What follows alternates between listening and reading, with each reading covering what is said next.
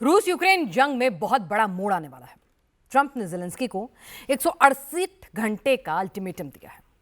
अगर जेलेंस्की ने piece plan में साइन कर दिए तो उन्हें भविष्य की सुरक्षा के लिए टॉमहॉक मिसाइल मिल सकती है। अगर जेलेंस्की ने आनाकानी की तो ट्रंप हाथ खींच लेंगे। इस बीच ईयू ने नया पीस प्रपोजल भेजा है जो ट्रंप के प्लान से काफी अलग है। पुतिन ने इसे शांति वार्ता को डिरेल करने की साजिश बताया है।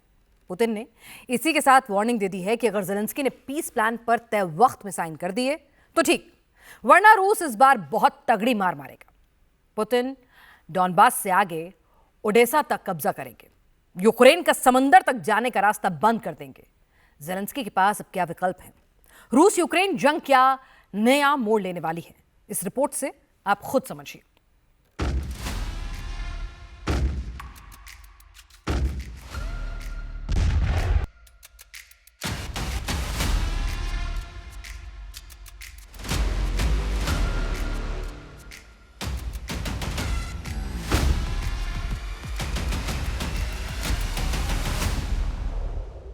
सात दिन 168 घंटे 10,080 मिनट में जेलेंस्की को बहुत बड़ा फैसला करना है। 3 दिन 72 घंटे 4,320 मिनट निकल चुके हैं। अब जेलेंस्की के पास 4 दिन 96 घंटे और 5,760 मिनट का टाइम बचा है।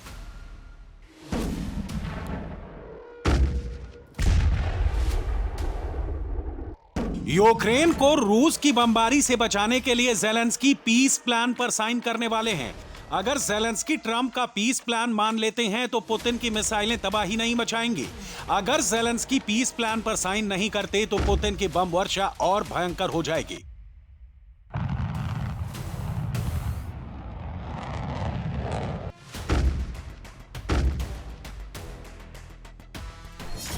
रूस यूक्रेन युद्ध रुकवाने के लिए ट्रंप का पीस प्लान 20 तारीख को पेश किया गया। 27 नवंबर को इसकी डेडलाइन है। अब जेलेंस्की को इस पर फाइनल डिसीजन लेना है। जेलेंस्की 1,369 दिन से रूस के खिलाफ युद्ध लड़ रहे हैं। पहली बार उनके सामने सबसे मुश्किल घड़ी आई है। यूक्रेन के लाखों लोगों की जान बचाएं या देश की संप्रभुता की रक्षा करें, यह जेलेंस्की के लिए, यूक्रेन के लिए जीने मरने का सवाल है। अगर जेलेंस्की पीस प्लान को हूबहू मान लेते हैं तो माना जाएगा कि पुतिन के सामने उन्होंने सरेंडर कर दिया है। उन्हें पुतिन का गुलाम कहा जाएगा। यूक्रेन में उनका पॉलिटिकल करियर भी खत्म हो सकता है।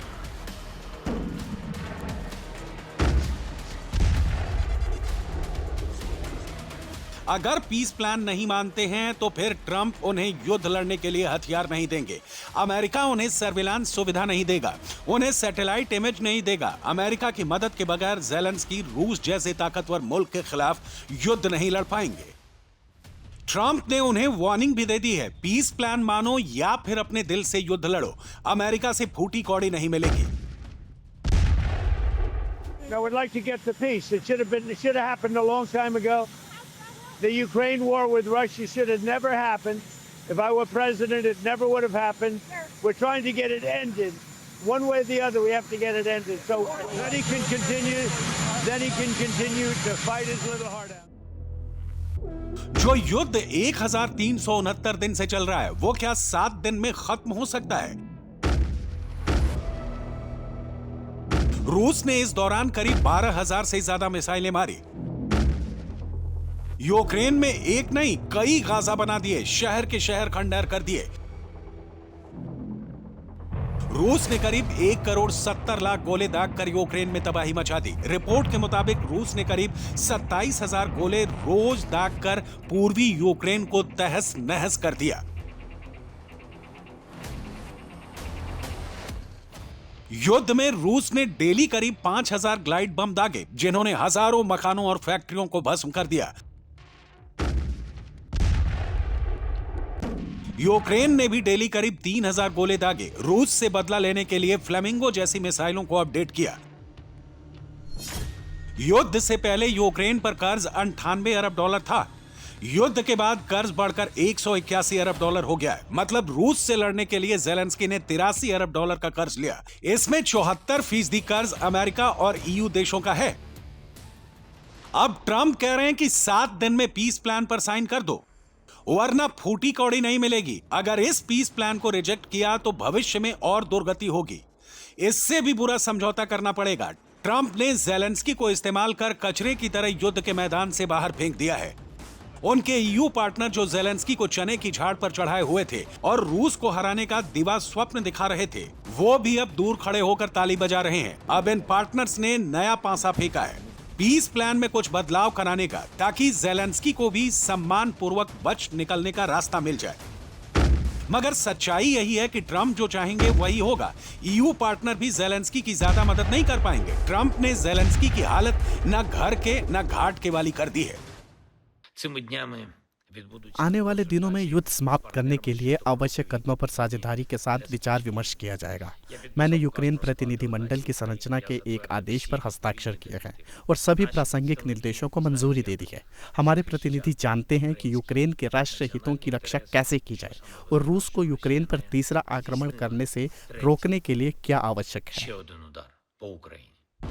सबसे बड़ी शर्म की बात यह है कि जब पीस प्लान बना तो ज़ेलेंस्की को पूछा तक नहीं गया। अमेरिका और रूस की सीक्रेट मीटिंग हुई और 28 पॉइंट का पीस प्लान तय हुआ। यह सीक्रेट मीटिंग अक्टूबर में हुई, जिसकी भनक अमेरिकी विदेश मंत्रालय और नेशनल सिक्योरिटी काउंसिल तक को नहीं है। ट्रंप ने इसके लिए आधिकारिक मंजूरी भी नहीं ली। ट्रंप ने पीस प्लान बनाते वक्त ईयू के नेताओं को भी अंधेरे में रखा। ज़ेलेंस्की को सीधे आदेश दे दिया, युद्ध खत्म करना है तो इस पर साइन कर दो। नहीं, बिल्कुल नहीं। हम शांति चाहते हैं। ऐसा होना चाहिए था।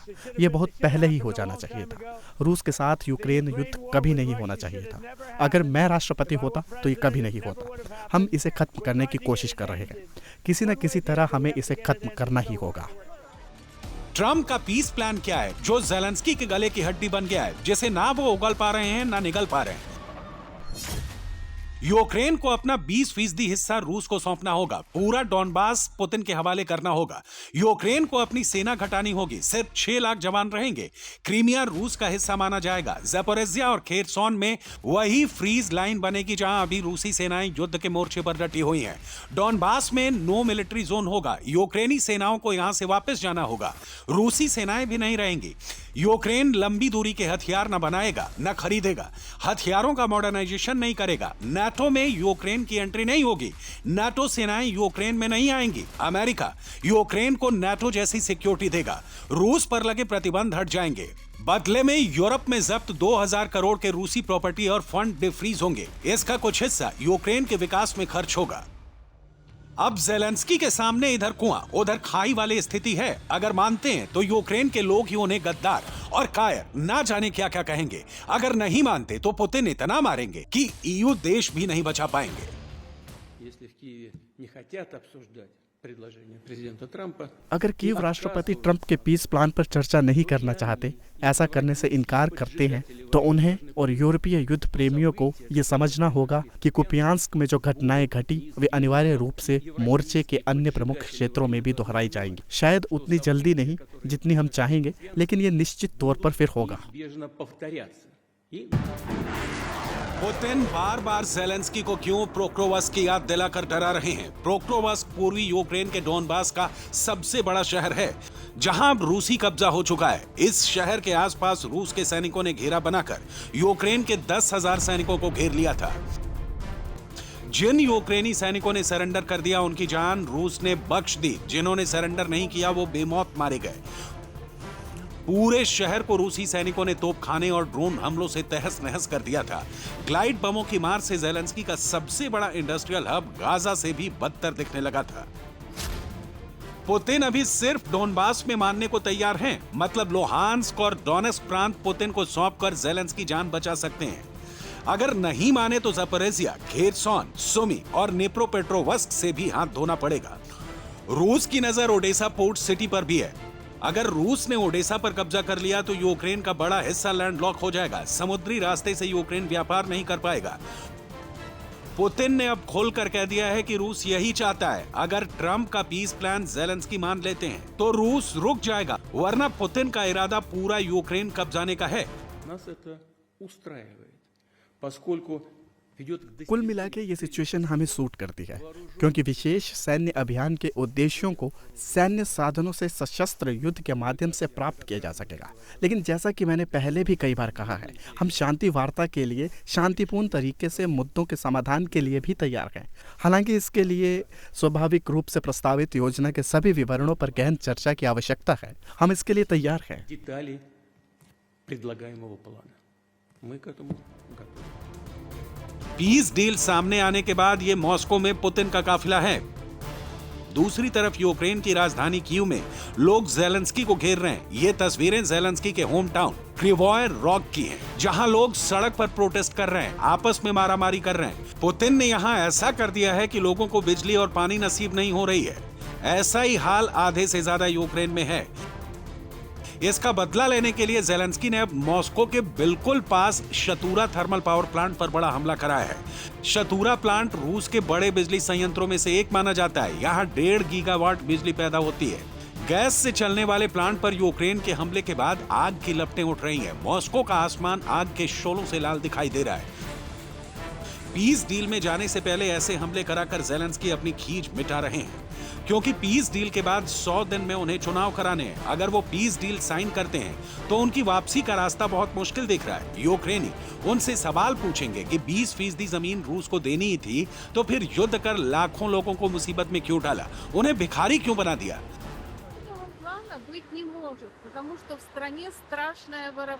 यहाँ कोई पीस प्लान नहीं बन सकता। मेरे देश में चोरी का बोलबाला है। हमारे राष्ट्रपति कई मामलों में लिप्त हैं। हमें लगातार धोखा दिया जा रहा है।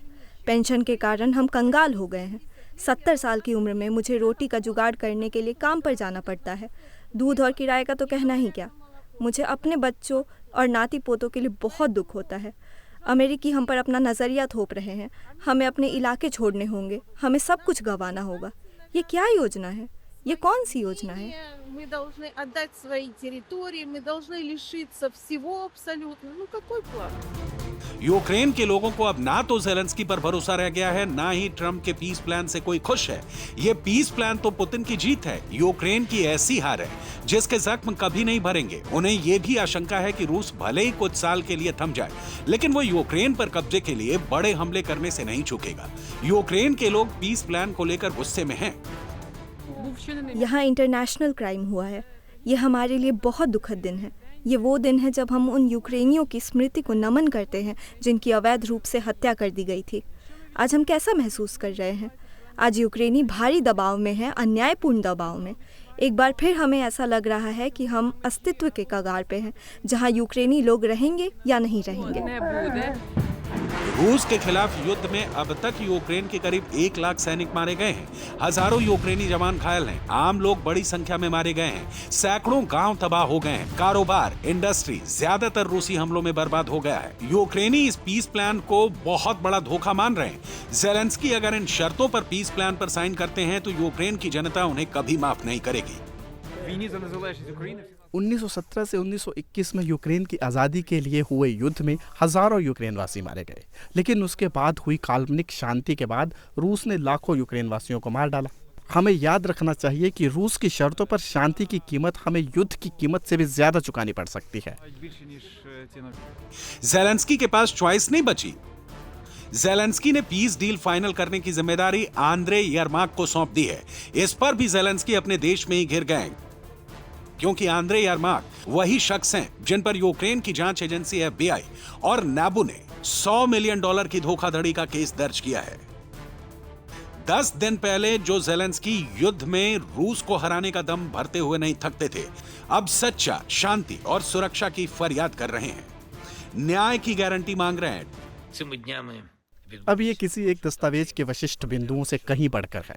ये सुनिश्चित करना जरूरी है कि यूरोप या दुनिया में कहीं भी के सिद्धांत लागू ना हो कि लोगों और मानवता, राज्यों और लोगों के खिलाफ अपराधों के लिए कोई इनाम या माफी हो। सच्ची शांति हमेशा सुरक्षा और न्याय की गारंटी पर आधारित होती है। ये भावना सिर्फ मेरी नहीं है। मैं जानता हूँ कि ये हमारे लाखों लोगों और दुनिया के ज्यादातर लोगों की है।